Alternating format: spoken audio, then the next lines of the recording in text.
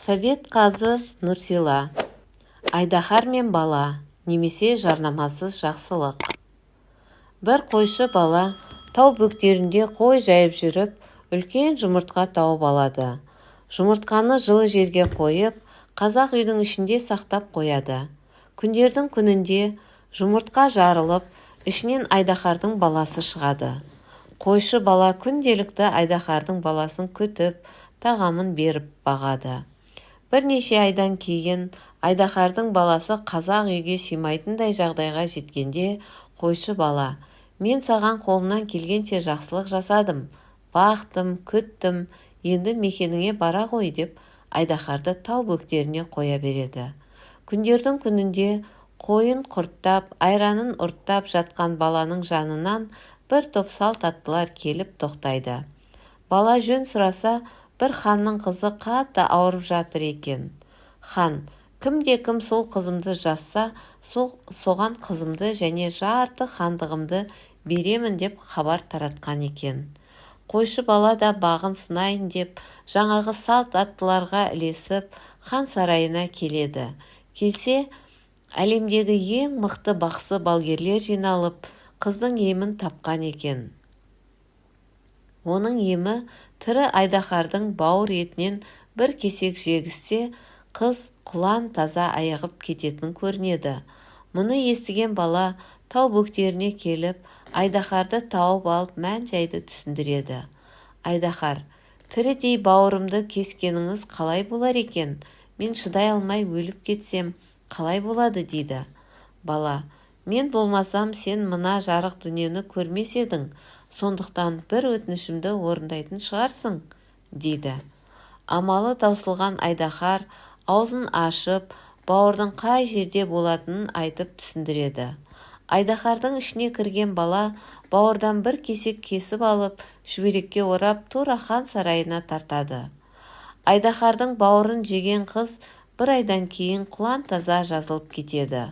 Хан да айтқанын екі етпей, қызын және жарты хандығын балаға сыйға береді.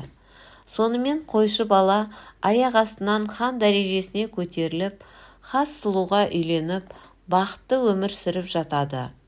Бір күні көрші ханның қызы қатты ауырып қалады деген хабар дөңк ете түседі.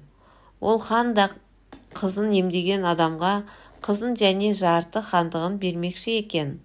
Бала атқа қонып, жанына нөкерлерін ертіп, көрші ханның сарайына келсе, емшілердің айтуынша, тірі айдаһардың бауыр еті қажет екен. Бала сал бұрып айдаһарға келіп жағдайды түсіндіреді.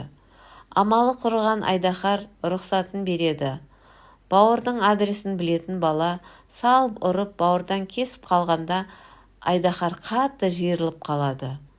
Бала айдаһарға алғысын жаудырып, көрші ханның сарайына тартады. Сонымен көрші ханның қызына үйленіп, жарты хандыққа иелік жасап, қызықты өмірін жалғастырып жатады. Бір күні солтүстіктегі бір ханның қызы қатты ауырып қалды деген хабар келеді. Бала тағы да нөкерлерін ертіп, көрші ханның сарайына келсе, диагнозы жоғарғыдай болып шығады. Бұл бір жұқпалы дерт болса керек. Бала қайтадан айдаһарға келсе, бауыр етінен ет кесілген айдаһар сұлқ жатыр екен. Бала: "Ер кезегі 3-ке дейін, менің саған жасаған жақсылығымның өтеуі осы болсын" дейді. Айдаһар аузын ашып, амалсыз баланың айтқанына көнеді. Қойшы хан жетіп барып, бауырдан кесіп қалғанда, айдаһардың аузы тарс етіп жабылып қалады.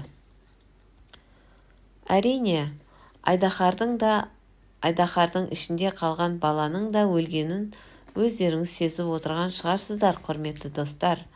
Сол сияқты біреуге жақсылық жасасақ, жарнамаламай, тіпті сол жасаған жақсылықты саудаламай жүрген қандай ғанибет. Біздерге талай адамдар жақсылық жасады, бірақ оны жадыда сақтай бермейміз. Бір-екі адам жамандық жасаса, оны өмір бойы ұмытпайды екенбіз. Осы әпсананы естігеніме талай жылдар өтсе де, жадымнан өшпей-ақ қойғаны.